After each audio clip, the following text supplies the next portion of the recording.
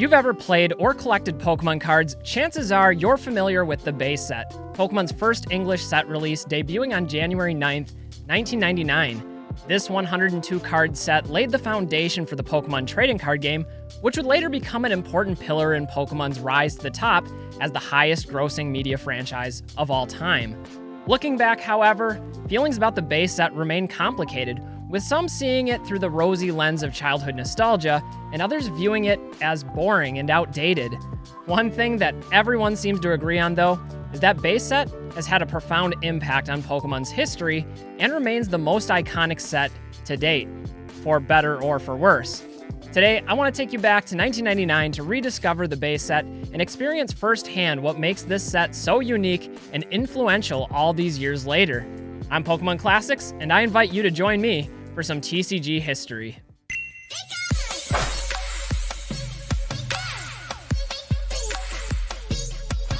Before we get started, I wanted to make a couple of quick acknowledgements to two channels that proved instrumental in the research as well as some of the footage found in this video.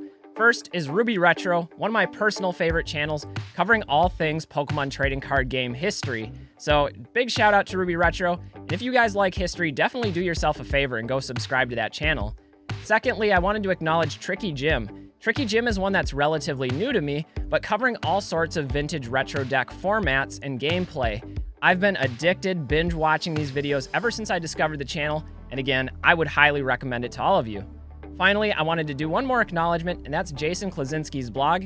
He is a legendary player in the Pokemon trading card game space, and he's posted a blog covering all sorts of topics as well as vintage deck lists. Really cool source material, and again, gotta thank him for that.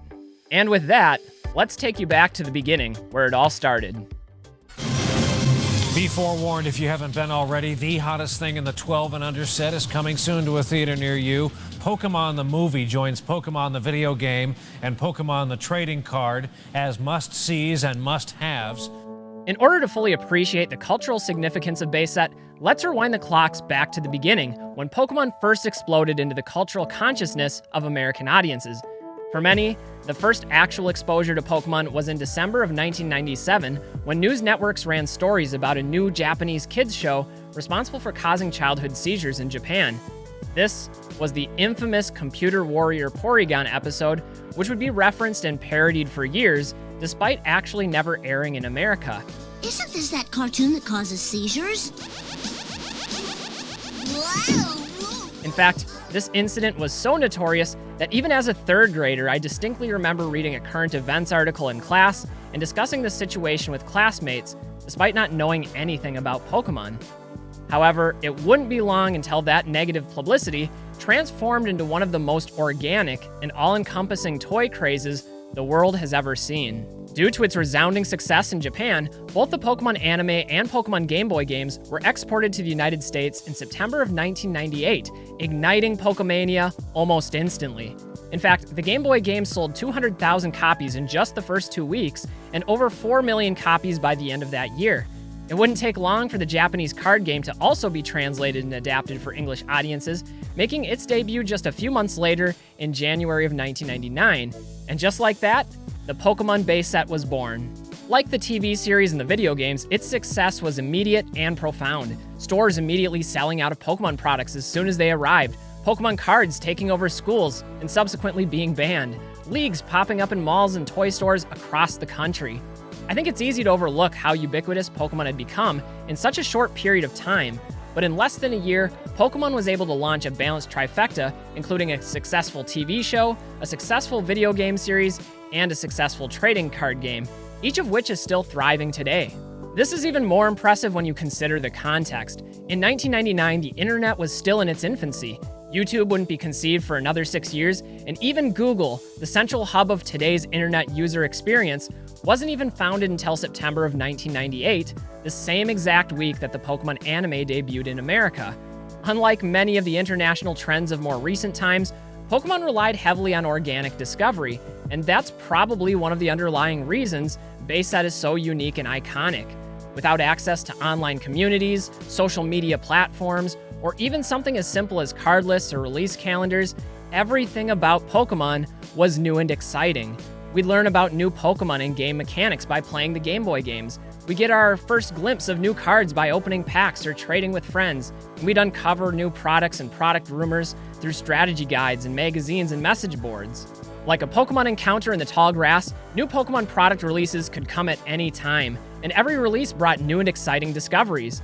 To further demonstrate just how crazy this period was for discovery, in just 2 years since the launch of the anime in Pokemon Red and Blue in September of 1998, Pokemon released the following: Pokemon the first movie, Pokemon Snap on N64, Pokemon Stadium on N64, the Pokemon trading card game for Game Boy, Pokemon Yellow for Game Boy, and 2 full seasons of the Pokemon anime.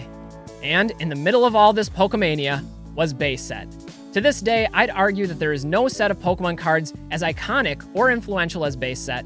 Perhaps for no better reason than timing, Base Set Pokemon cards remain a symbolic representation of a much larger Pokemon phenomenon, a reminder of childhood discovery when hoping to find Mew under the truck near the SS Anne, or swapping cards on the playground at school, were simply a rite of passage. Even if you weren't old enough to experience these firsthand, they remain an important historical marker for Pokemon, and one of the primary reasons this set is so fondly remembered and heavily referenced today. This kid right here is just wasting his Charizard. You are wasting your Charizard! Of course, it's not just history that makes Base Set so special. It also has one of the most unique and varied card catalogs, making it perfect for collectors. Are you gonna eat lunch? Nah, I blew my food allowance on Pokemon cards. As most of you probably already know, Base Set was released in several iterations as Wizards of the Coast worked through some subtle design changes. First, there was the first edition print run, identifiable by the first edition stamp just to the left of the Pokemon stat box. Then there was the shadowless print run, named for the absence of the drop shadow to the right of the Pokemon illustration. Finally, there was the unlimited print run, which in addition to the drop shadow, is also distinguished by its saturated colors, thinner fonts, and a slightly different copyright date. These differences alone add a unique dynamic to collecting Base Set, providing both variety and challenge for collectors. However, as Wizards of the Coast's first Pokemon set, there's still quite a bit more to discover down the research and developmental rabbit hole. For example, one such Base Set oddity is the creation of Trainer Deck A and Trainer Deck B. These decks feature red outlines and labels on the back of each card and were originally distributed to leagues with the intent to be used as training tools to teach the game to new players. Fun fact here, but these decks are also the only place you can find non-holo versions of Base Set Machamp and Base Set Blastoise. They're pretty expensive, but really cool pieces of Pokemon history. Even rarer, though, are the various test prints and prototype cards that have surfaced over the years. Back in early 2022, Takumi Akabane posted photos to Instagram of some of the very first test prints while Pokemon cards were still in development. Most of these cards were so early that the graphic layout hadn't even been finalized, and in most cases, the illustrations didn't even have backgrounds. These were even referenced when Pokemon distributed the Creatures deck to a select number of card illustrators. Commemorating the 25th anniversary, the Creatures deck included a card for each year, including a reproduction of a hand-drawn Base Set Chansey from 1995. And they... A Chansey! A Chansey! Oh my god! Wow! Looking more specifically at some of the English prototypes, include 4 prototype Blastoise cards, 3 of which feature Magic the Gathering backs, and the other containing the Galaxy holofoil pattern that Wizards of the Coast would eventually adopt for Base Set. These cards were quite controversial when first discovered, however they have since been authenticated by CGC and sold for extreme sums of money. In fact, this copy sold for $360,000, making it one of the most expensive Pokemon card sales of all time. There have also been a number of other test prints, including several sheets, experimenting with different holofoil patterns and missing key design elements like evolutionary lines and energy costs. Anyway, it goes without saying that the Base Set has the most unique and history-laden development and production process of any Pokemon trading card game set ever printed. Of course, with so much in flux, mistakes were bound to be made, so it should come as no surprise that Base Set contains the most documented misprints of any Pokemon set as well. Now, there are too many print errors to discuss here, but some of the most notable include the no damage Shadowless Ninetales error, the War Turtle Evolution Box error, the No Stage Blastoise error, and the Ghost Stamp Pikachu error. There's also a variety of other misprints, including gray stamps, back stamps, color abnormalities, and even a whole host of text errors that were never corrected in the first edition or Shadowless print runs. Once again, base set presents a treasure trove of organic collecting challenge for those looking to pursue it. But even if you're not a collector specifically, base set also has a rich and celebrated history for its playability.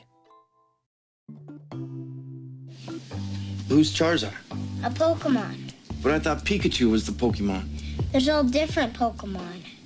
And they all have different powers? You catch on fast. With the introduction of base set came Pokemon's first taste of competitive play, and along with it, some truly iconic decks and notoriously overpowered cards.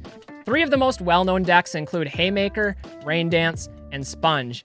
Now, for full disclosure, each of these decks had numerous variations adapting to different players' preferences and incorporating new cards from subsequent set releases. But let's take a look at some of the heavy hitters in each one. Haymaker was named for its quick and hard-hitting basic Pokemon, like Hitmonchan and Electabuzz, which could inflict easy damage while also possessing a relatively stout 70 hit points. Paired with an arsenal of trainer cards including plus powers to deal extra damage, these decks could easily overwhelm opponents early in the game before they could develop their own Pokemon or implement their own deck strategy. Due to its effectiveness and simplicity, Haymaker was widely favored in the early meta, dominating competitive play well beyond base set's run. The Rain Dance deck, named after Blastoise's Pokemon power, used the Blastoise evolutionary line alongside other strong water-type Pokemon, like Gyarados, to quickly power up Pokemon for heavy-hitting attacks. Now, both Blastoise and Gyarados could inflict massive damage, and both shared 100 HP, but the real benefit of this deck was Blastoise's Rain Dance Pokemon power, allowing players to bypass the 1 energy card per turn rule and play as many as they wanted. In this way, players who were able to get these evolutions up and running could quickly devastate opponents with their energy-heavy attacks. The Sponge deck was a particularly brutal deck to face, often employing multiple copies of Chansey, a basic Pokemon with a ridiculous 120 HP, along with the Alakazam evolutionary line.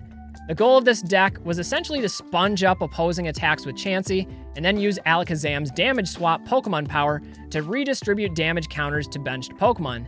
Then, using the Pokemon Center trainer card would allow trainers to remove those damage counters in one fell swoop.